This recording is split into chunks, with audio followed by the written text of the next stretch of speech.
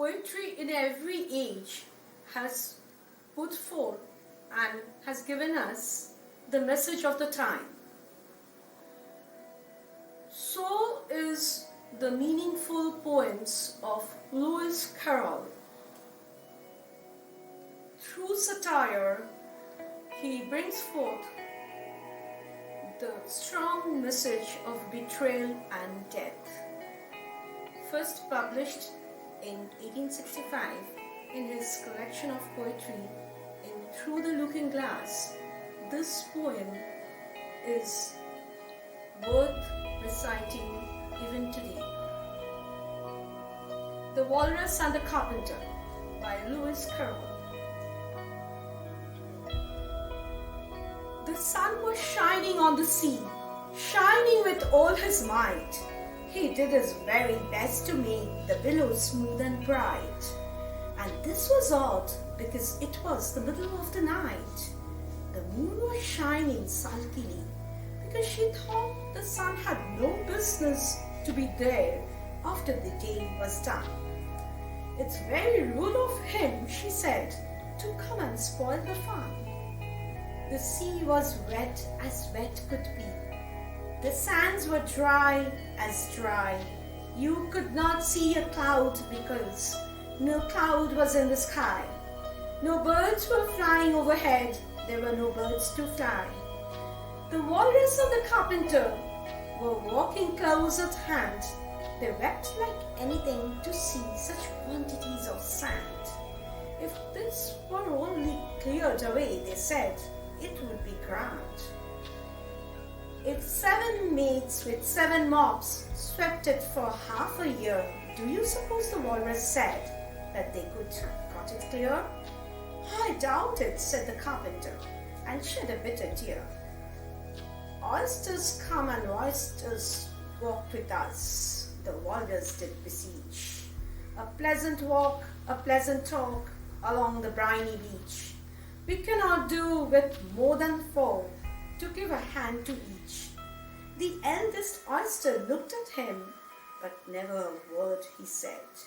The eldest oyster winked his eye and shook his heavy head, meaning to say he did not choose to leave the oyster bed. But 4 young oysters hurried up, all eager for the treat. Their coats were brushed, their faces washed, their shoes were clean and neat. And this was odd, because they hadn't any feet. 4 other oysters followed them, and yet another 4. And thick and fast they came at last, and more and more and more, all hopping through the frothy waves and scrambling to the shore. The walrus and the carpenter walked on a mile or so, and then they rested on a rock conveniently low, and all the little oysters stood and waited in a row. The time has come, the walrus said, to talk of many things, of shoes and ships and sealing wax, of cabbages and kings, and why the sea is boiling hot, and whether pigs have wings.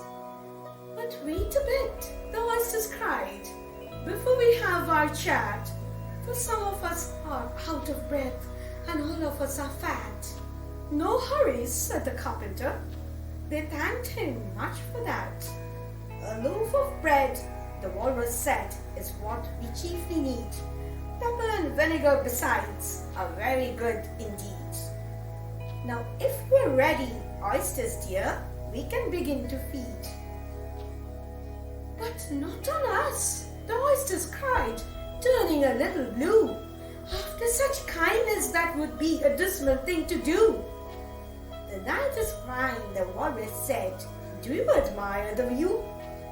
It was so kind of you to come, and you are very nice. The carpenter said nothing but cut us another slice. I wish you were not quite so deaf. I've had to ask you twice. It seems a shame, the walrus said, to play them such a trick, after you've brought them out so far and made them trot so quick. The carpenter said nothing but, "The butter's spread too thick."